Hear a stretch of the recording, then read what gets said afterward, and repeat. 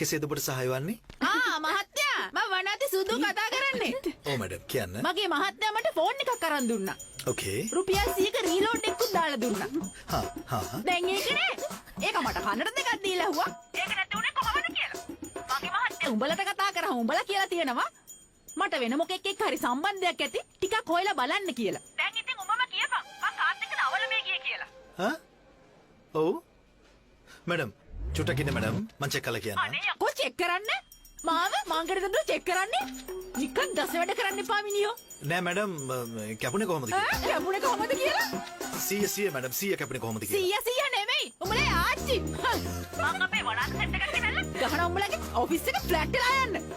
ඔය සෙල්ලන්ට මං අර ගෙවල කෙල්ලන්ට.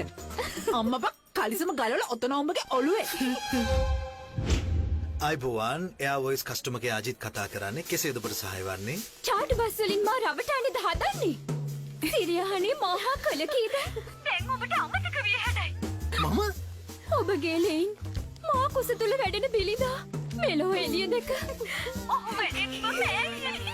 මා පියා කවුරුන්ද යේසු විට මා දෙන පිළිතුර කුමක්ද ස්වාමීනි? අවසන්න. නෑ මැඩම් මම නෙමෙයි මැඩම්ට පැටලිලා මැඩම් මම නෙමෙයි මැඩම්. ඔබේ නම කුමක්ද?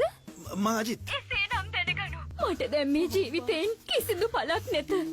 මාගේ මා කුස තුල සිටින දරුවාගේ මරණයට වග කියුත්තා අජිත්‍යයි හසුනක ලියා තබා මා මාගේ දිවි පූජා කරමි.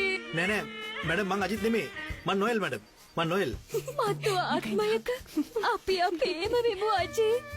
නෑ මං අජිත් නෙමෙයි මං නොයල් කතා කරන්න මැඩම්. අයිබෝවන් එයා වොයිස් කස්ටමර් කෙයා අජිත් කතා කරන්නේ කෙසේද ඔබට සහාය වන්නේ? අයිසේ මම මිරිහාන පොලිසිය අපරාධ විමර්ශනාංශයේ IP තනුජ කතා කරන්නේ. ඔව් මැඩම් කියන්න මැඩම් මොකද්ද කරන්න ඕනේ?